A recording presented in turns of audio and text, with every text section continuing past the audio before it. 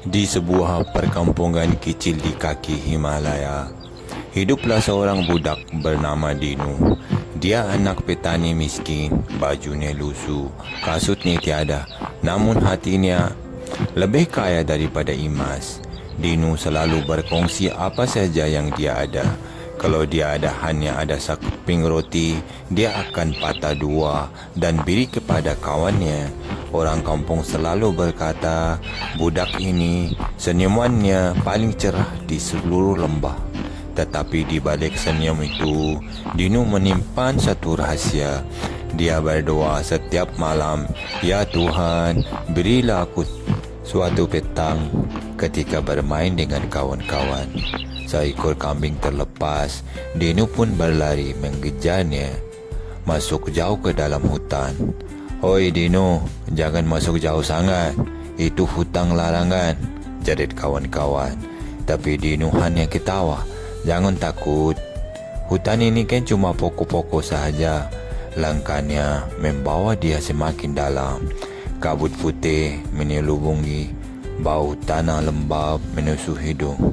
Tiba-tiba, dia terdengar bunyi loceng halus disusuli dengan tawa nyaring, seperti suara pari-pari. Dengan penuh rasa ingin tahu, Dinu menapa ke sebuah tanah lapang. Dan di sana, di bawah cahaya bulan, sekumpulan pari-pari sedang menari, berkelip-kelip seperti bintang jatuh. Dinu terpaku, matanya membesar, hatinya bergetar kagum. Tetapi krak, sepotong ranting patah di bawah kakinya. Pari-pari itu berhenti menari. Suara tawa hilang, mata mereka bercahaya merah. "Siapa berani mengintai tari suci kami?" jerit salah seorang. Dinu ketakutan. Maaf, saya tak sengaja. Saya cuma..." Tapi ketua pari-pari mengangkat tangannya. "Engkau telah melanggar pantang larang. Mulai malam ini, kau disumpah menjadi batu. Hanya sekali setiap 50 tahun, jika ada yang memanggilmu dengan persahabatan sejati, kau akan hidup kembali, tetapi hanya untuk 3 hari. Cahaya terang memancar. Dinu menjerit, "Tolong!"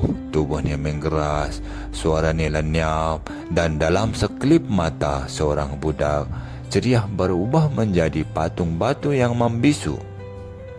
Masa berlalu, tahun berganti musim, hujan, salji, panas, semua datang dan pergi.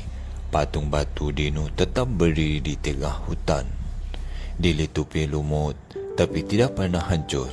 Orang kampung bercerita pada anak-anak mereka, itulah kisah Buddha Batu, sekadar legenda. Sampai pada suatu petang musim panas, sekumpulan anak-anak bermain sorok-sorok berhampiran hutan. Mereka ternampak patung batu. Inilah Buddha Batu dari cerita nenek," ketawa seorang.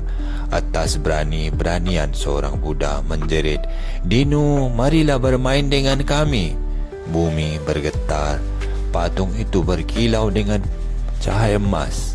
Retakan merebah di seluruh tubuhnya. Dan tiba-tiba dari dalam batu itu keluar seorang budak hidup. Rambut hitam, mata bercahaya, dan senyuman yang sama, cerah seperti dahulu. "Jangan takut," katanya perlahan. "Nama aku Dinu. Maukah kalian jadi kawan aku?" Pada mulanya, anak-anak itu terkejut, tapi Dinu dengan cepat menawan hati mereka.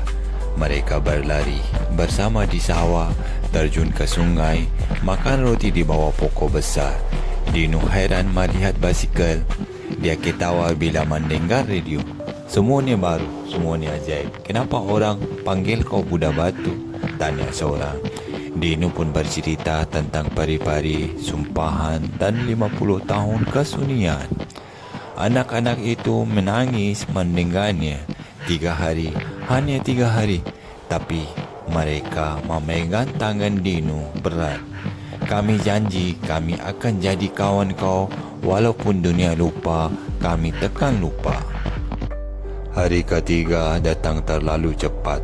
Malam itu bulan menggembang penuh. Dino duduk bersama kawan-kawannya, tapi langkahnya semakin berat, tangannya semakin sujud. Sumpahan itu, aku rasa ia menarik aku kembali, bisiknya. Tidak, jerit seorang budak. Kau tak boleh pergi. Dino tersenyum dengan mata berkaca. Persahabatan sejati tidak pernah mati. Batu pun tetap mengingati kasih sayang. Tubuhnya perlahan-lahan menjadi kaku, senyumannya membeku, dan di hadapan mata mereka Dino kembali menjadi patung batu. Anak-anak itu menangis memeluk patung dingin itu.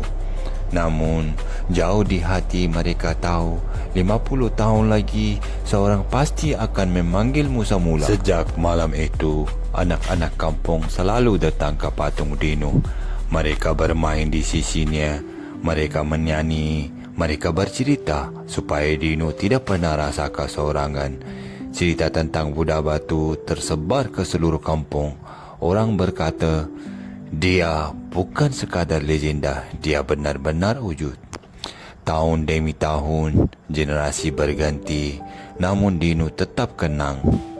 Bukan hanya sebagai Buddha yang sumpah pari-pari, tetapi sebagai sahabat sejati. Seorang bira senyap yang membuktikan bahwa persahabatan mampu mengatasi apa saja, walaupun batu sekalipun. Dan itulah kisah Buddha Batu, seorang Buddha yang tidur selama 50 tahun tetapi bangun semula hanya dengan panggilan persahabatan sejati. Ingatlah, kebaikan tidak pernah mati, dan persahabatan sejati ialah sihir paling kuat yang mampu mematahkan sumpah apa sekalipun.